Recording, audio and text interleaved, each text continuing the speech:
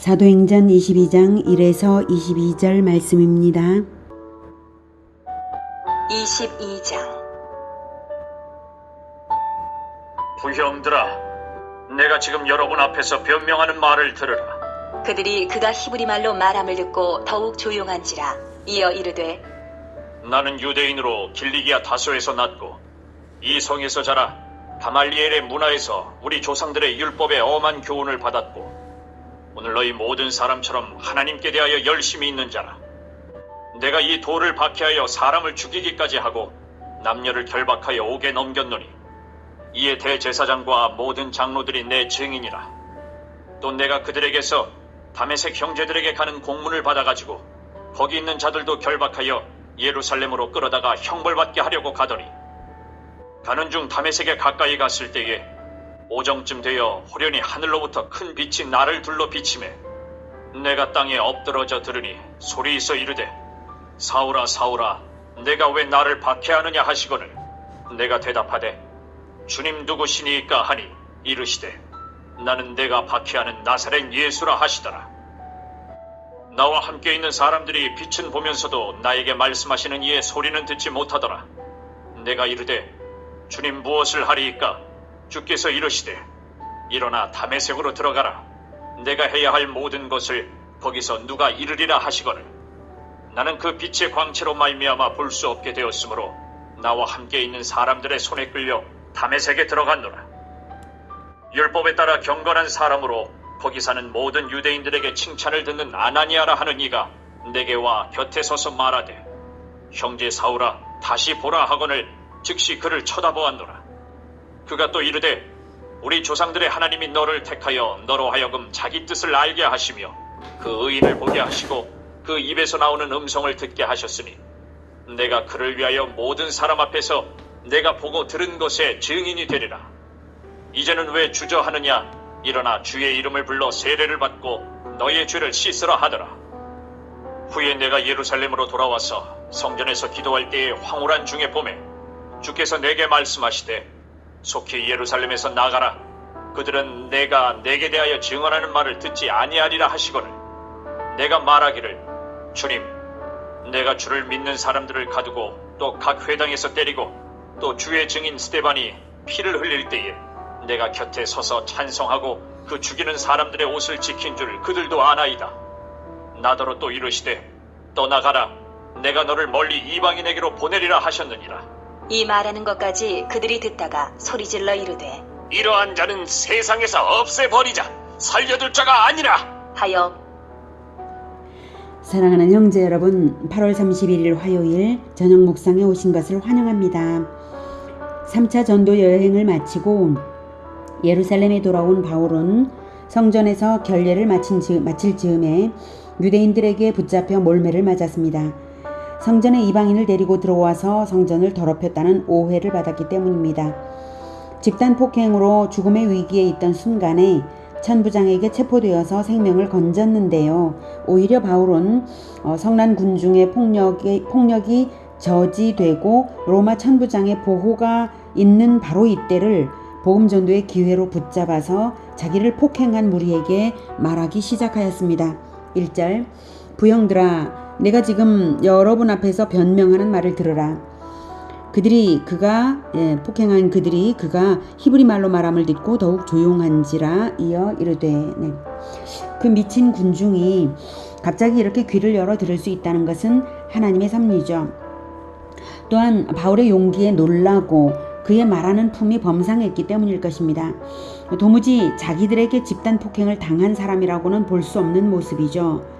죽음의 위기 앞에서 공포에 떨거나 원한에 사무치거나 혼란에 빠져 있을 법한데 사울은 오히려 친애를 나타내며 간절하고도 당당하게 말하고 있는 것입니다.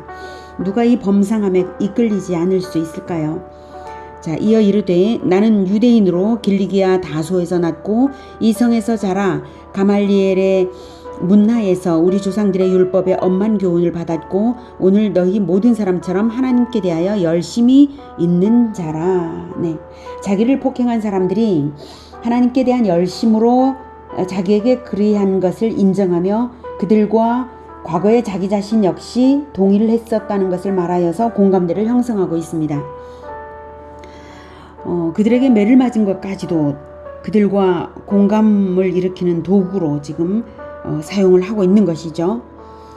내가 4절 내가 이 돌을 예수 그리스도를 믿어 따르는 돌을 박해하여 사람을 죽이기까지 하고 실제로 죽인 것은 아니지만 스데반을 죽일 때에 자기가 그 옷을 지키는 역할을 했기 때문에 함께 죽인 자나 마찬가지죠. 그래서 죽이기까지 하고 남녀를 결박하여 옥에 넘겼노니 이에 대제사장과 모든 장로들이 내 증인이라. 네.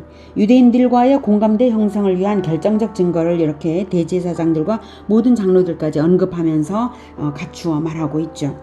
자, 또 내가 그들에게서 대제사장들에게서 다메섹 형제들에게 가는 공문을 받아가지고 거기 있는 자들도 결박하여 예루살렘으로 끌어다가 형벌받게 하려고 가더니 가는 중 다메섹에 가까이 갔을 때에 오정쯤 되어 호련히 하늘로부터 큰 빛이 나를 둘러 비침에 내가 땅에 엎드러져 들으니 소리 있어 이르되 사울아 사울아 네가 왜 나를 박해하느냐 하시거늘 내가 대답하되 주님 누구시니까 하니. 네. 이때 바울은 사울이 바울이죠. 이때 바울은 신비한 빛과 함께 자기를 부르시는 이분이 분명히 하나님이거나 하나님의 사자라고 확신을 했는데요. 그래서 주님이라고 불렀는데 그런데 이상하게도 자기가 하나님을 박해한 일이 없는데 그분은 왜 나를 박해하느냐고 하시니까 주님 누구시니까 라고 물을 수밖에 없었죠. 이르시되 나는 네가 박해하는 나사렛 예수라 하시더라. 바로 이 말씀을 듣는 순간 바울은 모든 성경의 그리스도 언약들이 예수님과 연결되어 깨달아지면서 엄청난 충격에 빠졌을 것입니다. 9절 나와 함께 있는 사람들이 빛은 보면서도 나에게 말씀하시는 이의 소리는 듣지 못하더라. 네. 나타난 현상은 함께 동행한 사람들이 보았지만 바울에게만 주신 부르심은 오직 바울만 들은 것입니다. 10절 내가 이르되 주님 무엇을 하리이까. 네. 바울은 성경을 아는 자답게 또한 하나님을 위한 열정을 가졌던 자답게 물론 잘못된 열정이었지만요. 주님께서 자기에게 나타나신 이유가 바로 사명을 주시기 위한 것임을 알아차려서 주님 무엇을 하리이까 이렇게 물었습니다. 주께서 이르시되 일어나 다메섹으로 들어가라. 네가 해야 할 모든 것을 거기서 누가 이르리라 하시거늘. 그래서 누가 이르리라 이를 자를 보내겠다는 말씀이죠. 나는 그 빛의 광채로 말미암아 볼 수 없게 되었으므로 나와 함께 있는 사람들의 손에 끌려 다메섹에 들어갔노라. 율법에 따라 경건한 사람으로 거기 사는 모든 유대인들에게 칭찬을 듣는 아나니아라 하는 이가. 네, 예수님께서 이제 이 아나니아를 보내셨다는 건데 아나니아에 대한 표현을 바울은 자기를 폭행한 유대인 집단이 율법에 열심히 많은 사람들이라는 것을 감안하여서 아나니아를 율법에 따라 경건한 사람으로 이렇게 수식하고 표현하고 있습니다. 유대인들과의 공감대를 형성하기 위한 말하기를 계속 하고 있는 것이죠. 13절 아나니아가 내게 와 곁에 서서 말하되 형제 사울아 다시 보라 하거늘 즉시 그를 쳐다보았노라. 눈이 열린 것이죠. 예수님께서 말씀하신 대로 아나니아가 또 이르되 우리 조상들의 하나님이 너를 택하여. 이렇게 우리 조상들의 하나님이라고 표현을 하죠. 아브라함이 하나님께 선택을 받음으로써 이스라엘은 시작이 되었는데요. 그러므로 아브라함이 받은 언약대로 그리스도를 기다리는 것이 이스라엘의 언약인 것을 떠올리게 하는 표현입니다. 바로 그 하나님이 너 바울을 택하여 너로 하여금 자기의 뜻을 하나님의 뜻을 알게 하시며 그 의인을 바로 그리스도죠. 의인이신 그리스도를 보게 하시고 언약대로 오신 예수 그리스도를 보게 하시고 그 입에서 예수님의 입에서 나오는 음성을 듣게 하셨으니 예수 그리스도를 여기서 의인이라고 표현하는 것은 예수님을 십자가에 못 박아 죽인 죄의 회개를 그들에게서 유도하고자 하는 표현이기도 합니다. 자, 15절 네가 그를 위하여 예수님을 위하여 모든 사람 앞에서 내가 보고 들은 것에 증인이 되리라. 이제는 왜 주저하느냐 일어나 주의 이름을 불러 세례를 받고 너의 죄를 씻으라 하더라. 이렇게 여기까지 아나니아가 말한 것을 소개하고 있습니다. 후에 예수님께 세례를 받고 너의 죄를 바울이 죄를 씻은 후에 내가 예루살렘으로 돌아와서 성전에서 기도할 때에 황홀한 중의 봄에 주께서 내게 말씀하시되 바울은 주님의 환상을 보았는데요. 중요한 것은 이 환상이 성전에서 기도할 때에 주께서 말씀하셨다는 사실이 중요합니다. 성전은 하나님의 임재의 장소이기 때문에 여기서 기도하는 중에 받았다면 하나님이 임재하신 것이니 유대인들로 하여금 감히 대항을 할 수 없게 하는 말인 것이죠. 그래서 그 주님께서 말씀하셨습니다. 속히 예루살렘에서 나가라. 그들은 예루살렘의 유대인들은 네가 내게 대하여 증언하는 말을 듣지 아니하리라 하시거늘 내가 말하기를 주님 내가 주를 믿는 사람들을 가두고 또 각 회당에서 때리고 또 주의 증인 스데반이 피를 흘릴 때에 네가 곁에서 찬성하고 그 죽이는 사람들의 옷을 지킨 줄 그들도 아나이다. 바울이 이 말을 하는 것은 이 말을 예수님께 말씀드린 것은 자기가 잘못된 열심이지만 어쨌든 하나님을 위한 열심으로 그리스도인들을 박해하는 것을 유대인들이 알기 때문에 자기가 그 유대인들에게 어떻게든 복음을 전할 수 있으리라고 생각하고 있었던 것이죠.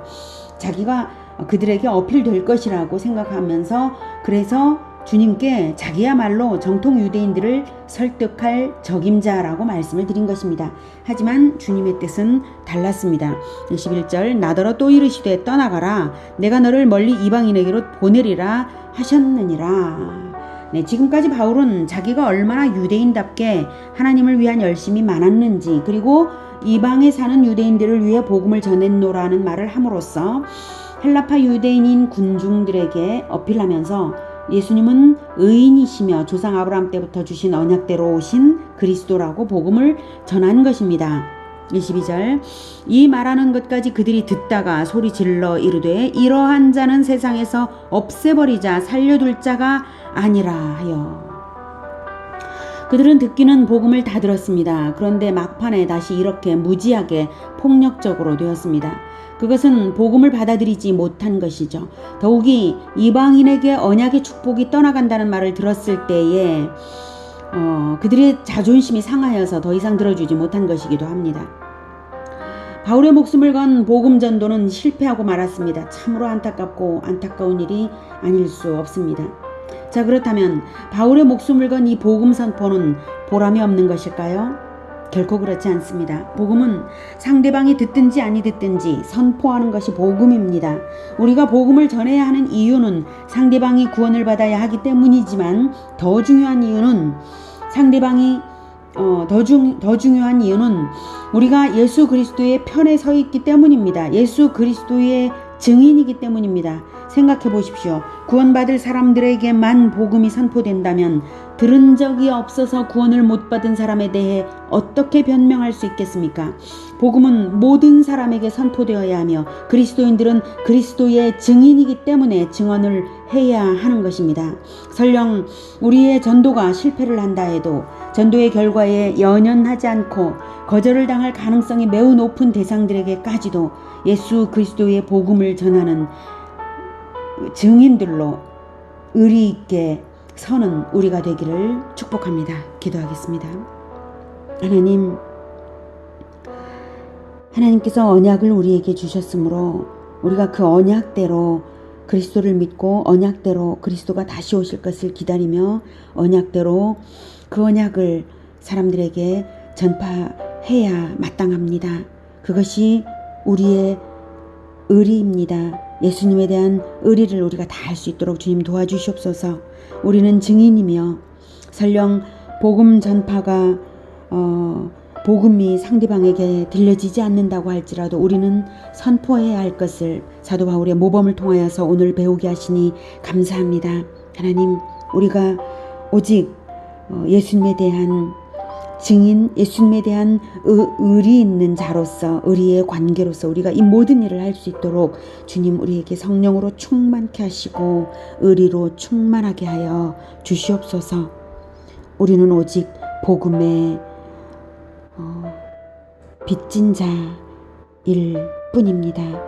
우리를 복음의 증인으로 불러주신 주님을 찬양합니다. 예수님의 이름으로 기도드립니다. 아멘. 이어지는 시간은 개인 기도 시간입니다.